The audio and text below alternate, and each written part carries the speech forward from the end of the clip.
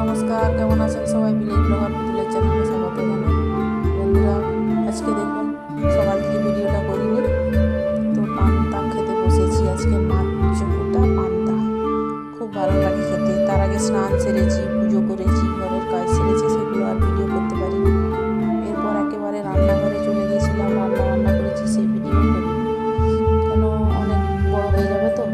তো এরপর রান্না করেছি পটল আলুর তরকারি, আর যেহেতু চ্যানেলে আছে সেই জন্য আর দেখালাম না। ডিম সেদ্ধ, এগুলো দেশি মুরগির ডিম,